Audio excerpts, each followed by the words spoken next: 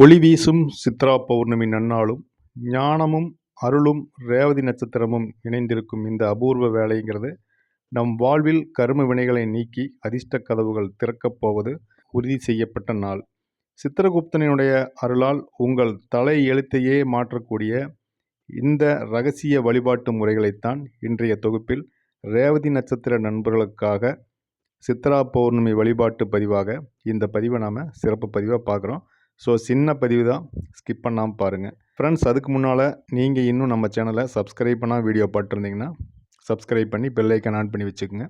இந்த பதிவில் சித்ரா பௌர்ணமி வழிபாடு எப்படி செய்யணும், ரேவதி நட்சத்திர நண்பர்களுக்கு இது என்ன மாதிரியான நன்மையை கொடுக்க போகுது, இது ஏன் நன்மையான நாள் உங்களுக்கு அப்படிங்கிறது தான் சுருக்கமாக ஒரு புரிதலுக்காக பார்க்குறோம். ஸோ பார்த்துட்டு இந்த வழிபாட்டை நீங்கள் செய்யுங்க, வாழ்க்கை அப்படிங்கிறது வளமாகும். வாங்க இன்றைய பதிவை பார்க்கலாம். சித்ரா பௌர்ணமி அப்படிங்கிறது சித்திரகுப்தன் வழிபாடு மற்றும் அம்பிகை வழிபடக்கூடிய மிக உன்னதமான ஒரு நாள். இந்த வருஷம் சித்ரா பௌர்ணமி ரேவதி நட்சத்திரமும் இணைந்து வருவது ஒரு மிகப்பெரிய சிறப்பம்சம்னு சொல்லலாம். ரேவதி நட்சத்திரத்தில் பிறந்தவங்களுக்கு மற்றவங்களுக்கு இந்த நாளில் வழிபாடு செய்வது என்ன மாதிரியான பலன்களை தரும் அப்படிங்கிறதும் அதோட எப்படி வழிபட வேணும் அப்படிங்கிறது தான் இன்றைக்கி நான் பார்க்குறோம்.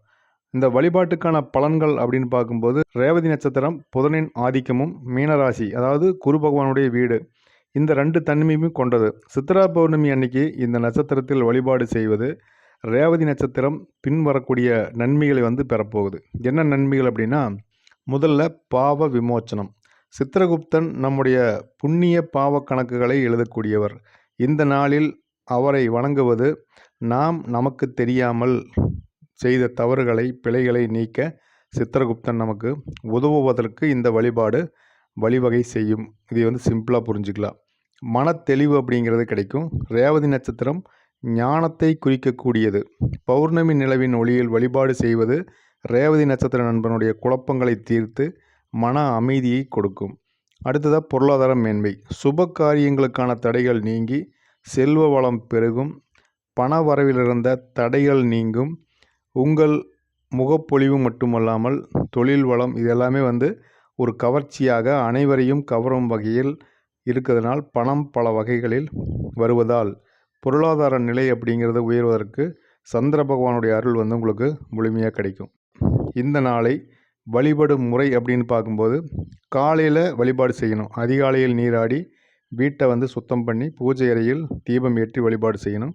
குலதெய்வ வழிபாடு மற்றும் இஷ்ட தெய்வத்தை வழிபாடு செய்வது ரொம்ப சிறப்பாக இருக்கும். அடுத்ததாக சித்திரகுப்தனுடைய வழிபாடு. ஒரு வெள்ளை காகிதத்தை எடுத்துக்கங்க. வெள்ளை காகிதத்தை எடுத்து பூஜை அறையில் வச்சு, இனி வரும் காலங்களில் நற்செயல்களை மட்டும் நான் செய்வேன், யாருக்கும் எந்த பாவத்தையும் செய்ய மாட்டேன், தெரியாமல் இது நாள் வரை செய்த தவறுகளுக்கு நான் மனம் வருந்தி மன்னிப்பு கேட்டுக்கொள்கிறேன் அப்படின்னு மனதார வேண்டி அதை எழுதி சித்திரகுப்தனை மனதார நினைத்து வழிபாடு செய்யணும். தயிர் சாதம், பால் பாயாசம், இந்த மாதிரி உப்பு இல்லாமல் நீங்கள் நெய்வேத்தியம் செய்வது அப்படிங்கிறது ரொம்ப ரொம்ப விசேஷம். உங்கள் பூஜை அறையில் சித்திரகுப்தனை நினைத்து நம் பாவ கர்மாக்களை குறைப்பதற்காக வேண்டி நீங்கள் நெய்வேத்தியத்தை படையல் போட்டு வழிபாடு செய்யலாம். அடுத்ததாக அம்பிகை மற்றும் சந்திர பகவானுடைய வழிபாடு. பௌர்ணமி அப்படின்னாவே மாலை வேளையில் சந்திர தரிசனம் செய்வது நம்ம ஒவ்வொரு மாதமும் வழக்கமாக வச்சுருப்போம். இந்த மாதம் சிறப்பாக செய்யணும்.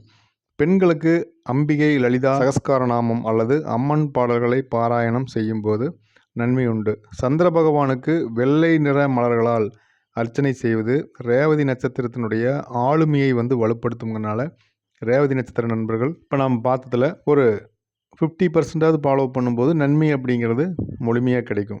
அடுத்ததாக தானம் செய்வது. சித்ரா பௌர்ணமி அன்று ஏழை எளிய மக்களுக்கு நம்மால் முயன்ற அளவு ஏதாவது ஒரு சிறிய உதவி அப்படிங்கிறத அன்னதானமாக கொடுக்கலாம்.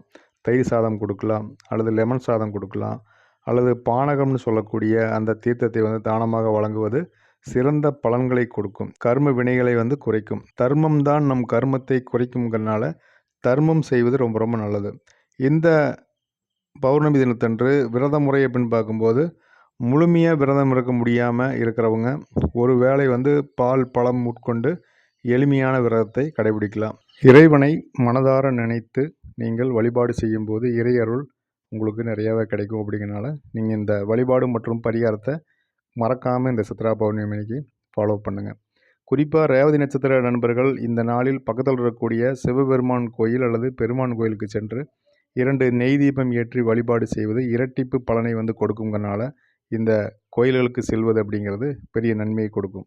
குறிப்பாக ஓம் நமோ நாராயண அல்லது ஓம் நமச்சிவாய மந்திரத்தை 108 முறை உச்சரிப்பது மிக மிக சிறப்பு. அப்படிங்கிறனால ரேவதி நட்சத்திர நண்பர்கள் இந்த மந்திர உச்சாடன முறைகள் மற்றும் வழிபாடும் பரிகாரத்தை மறக்காமல் நீங்கள் செய்யும்போது இந்த பௌர்ணமி நாள் அப்படிங்கிறது ஒரு நன்மையை கொடுக்கக்கூடிய ஒரு மிகப்பெரிய நாளாக அமையுங்கிறது எந்த மாற்றமும் இல்லை.